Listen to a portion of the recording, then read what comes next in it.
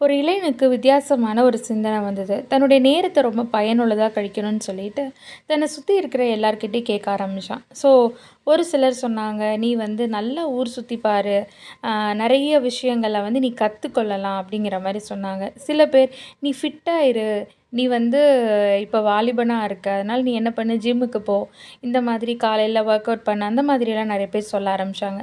ஒவ்வொருத்தரும் ஒவ்வொரு காரியத்த சொன்னோனே, இவனுக்கு வந்து எத செய்யறது? எதுவுமே நம்மளுக்கு வந்து அ பிரயோஜனமா இல்லையேங்கிற மாதிரி யோசிச்சுட்டே இருந்தாங்க. அந்த இடத்துல ரொம்ப ஒரு வயதான ஒரு தாத்தா கிட்ட போய், "தாத்தா எனக்கு வந்து நேரத்த ரொம்ப பிரயோஜனமா கழிக்கணும். எனக்கு ஏதாவது சொல்லுங்க." அப்படின்னு சொல்லி கேட்டான். இவங்க என்ன நெனச்சாங்க, இந்த தாத்தா வந்து "நல்லா படிப்பா, நல்லா நீ வந்து படிச்சேன்னா உன்னுடைய எதிர்காலம் நல்லாயிருக்கும்."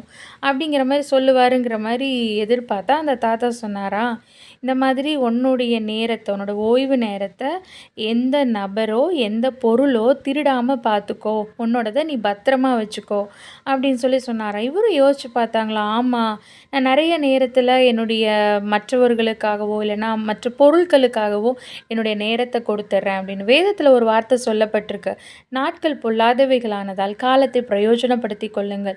நம்முடைய இயேசுப்பா சீக்கிரமா வரப்போறாரு. அவரு வர்றதுக்குள்ள நம்மளுக்கு கொடுக்கப்பட்டிருக்கிற நாட்கள்ல, நேரங்கள்ல நம்ம யாருக்கு செலவிடுறோம், இல்ல எது கூட செலவு பண்றோம் அப்படின்னு நம்ம யோசிச்சு பார்த்தோம்னா, நெறைய நேரம் நமக்கு பயனில்லாத காரியத்த தான் செய்றோம்.